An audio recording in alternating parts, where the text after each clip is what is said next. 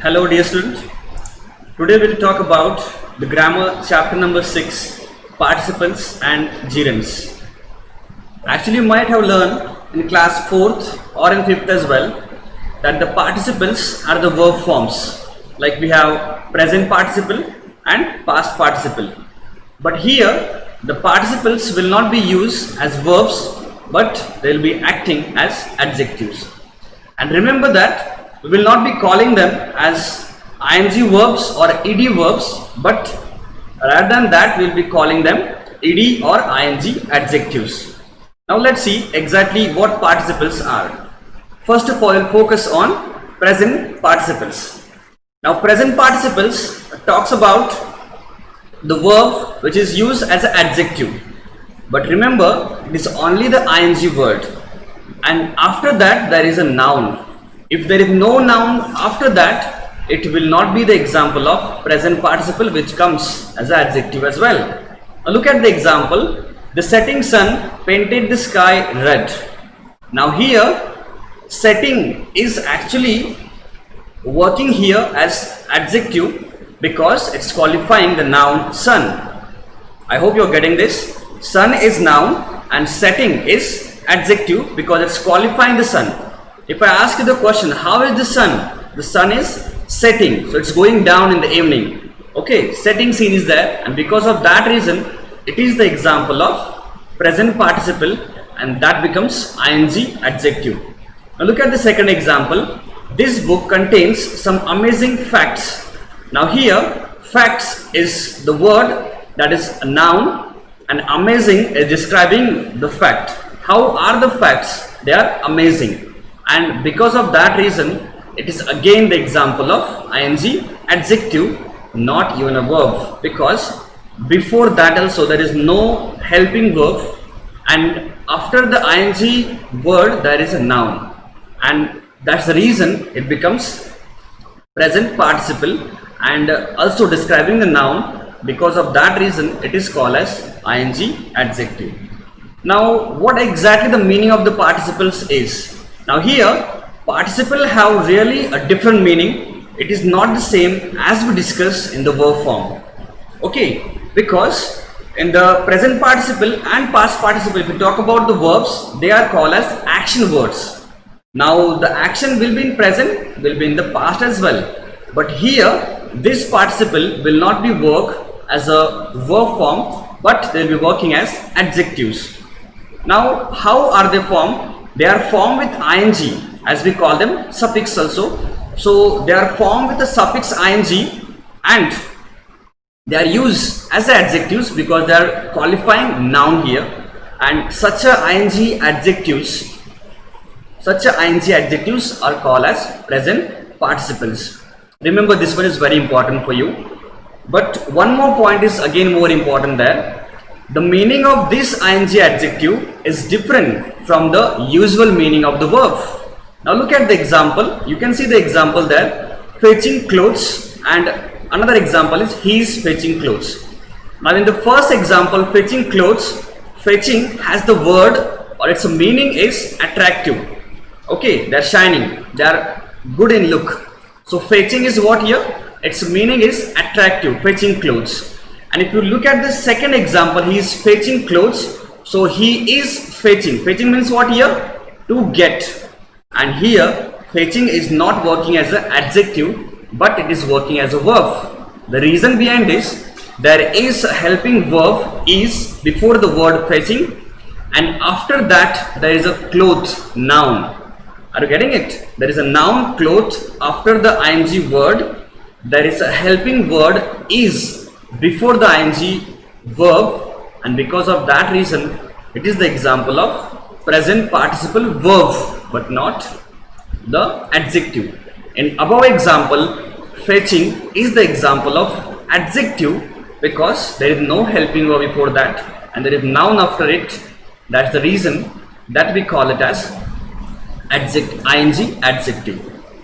I hope it is clear to you. Now let's go for a next concept, that's corresponding verbs. Now corresponding verbs are also the verb formed from the verb, like adding prefix and suffix. Now when we add to the root main verb, prefix and suffix, we form corresponding verbs. Example like outstanding success. Now if you look at the word outstanding and if you break into three parts, like there is a word out plus stand and plus ing. Then you form a word outstanding. So out is prefix here, stand is a main root verb and ing is suffix. So such a verbs which we form with the help of prefix and suffix are called here corresponding verbs. And its meaning is remarkable. Let's go for a second example. Ongoing projects. Now here ongoing projects means that the project is going on, or continuing project we can call them. So here go is main verb and on is prefix and ing is suffix. So with the three words we form corresponding verbs. Now look at the third one, forthcoming event. Now in the forthcoming event, here also the main root verb is come and we have added the prefix one there, forth, and again the suffix ing. So it becomes the word forthcoming and its meaning is about to happen. So I hope the corresponding verbs are clear to you. Actually they are the verb forms only, but they are made up of adding prefix and suffix. They do not stand their own without prefix and suffix to form a corresponding verb. Make a note of this. Then we talk about the next point, past participle. Now just now we discussed the present participle. Now we'll talk about the past participle. Actually the past participle are the past form of the verb, but here it will be past form of the adjective.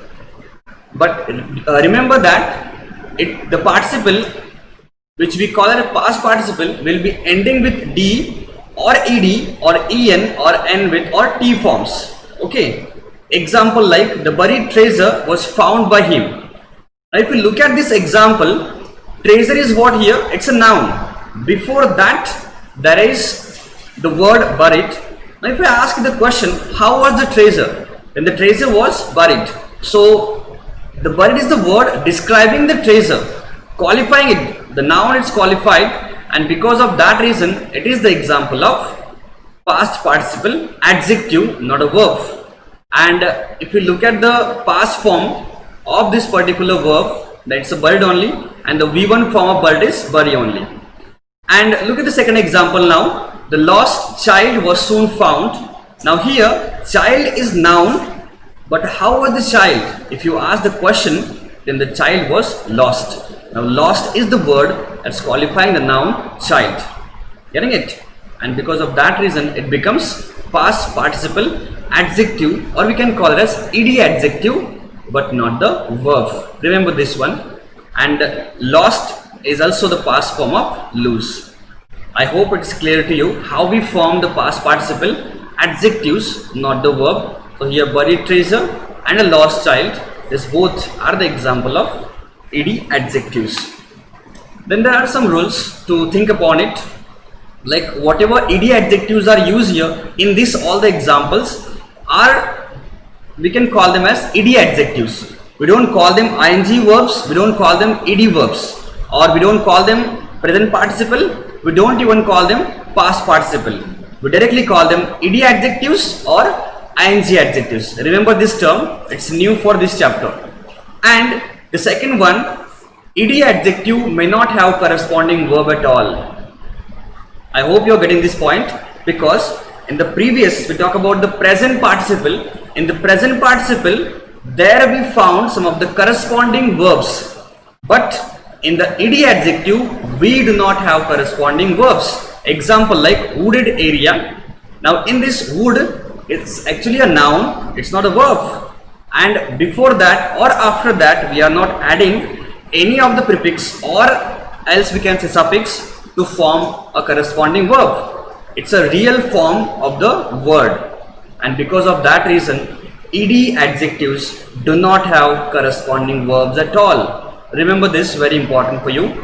And look at the third point now. The past participle form used to form the perfect tense also. This is again important. See the example here. You cannot enter a protected area. Now here this is not the example of perfect tense. This is the example of actually ed adjective. I have given example this to make you understand. Now here area is noun, but if I ask you the question, how is the area? It is protected area. The area is protected, so it means that nobody can go there, nobody can enter in that. So protected is describing the area here, and that's why it becomes adjective. But look at the next example. This wall has protected the city.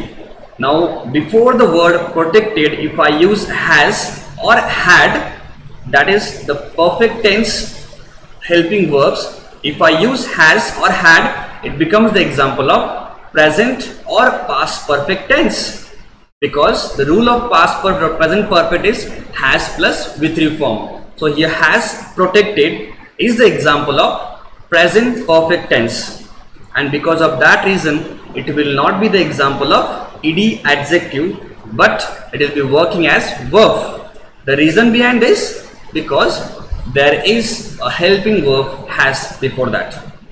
Okay, I hope you got clear with this, and just make a note of this. In this, the present participle and the past participle both are not working here as a verb, but they are working here as adjectives. I hope it's clear to you all. Thank you so much.